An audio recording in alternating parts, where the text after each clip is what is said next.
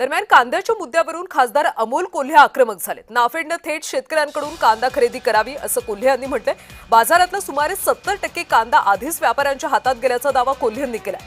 कांदा प्रश्नावर शिरूरचे खासदार डॉक्टर अमोल कोल्हे यांनी सरकारवर टीका केली। बाजारातील सुमारे 70% कांदा आधीच व्यापाऱ्यांच्या हातात गेल्याचा दावा करत नाफेडनं कांद्याची खरेदी थेट शेतकऱ्यांच्या बांधावरूनच करावी अशी मागणी त्यांनी केली। नाफेडची खरेदी केवळ नाशिकपुरती मर्यादित न ठेवता इतर जिल्ह्यांमध्ये सुद्धा सुरू करण्याची मागणी कोल्हेंनी केली।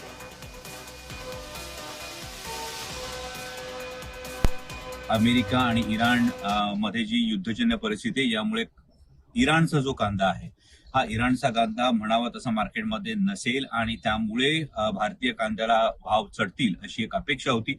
परंतु दुर्दैवानं इंटरनॅशनल मार्केटमधल्या धरसोडीच्या आयात निर्यात धोरणांमुळे भारतीय कांद्याला हा फार मोठा फटका बसलेला आहे। कांदा उत्पादक शेतकरी हा लहान शेतकरी म्हणजे आता सुद्धा दुर्दैवानं जेव्हा नाफेडची आणि NCCFची कांदा खरेदी सुरू झाली ती केवळ नाशिक जिल्ह्यापुरती सुरू करण्यात आली। केवळ नाशिक जिल्ह्यात कांदा उत्पादक शेतकरी नाही, इतर जिल्ह्यांमध्ये सुद्धा कांदा उत्पादक शेतकरी आहे याचा विचार होणं तितकंच गरजेचं आहे।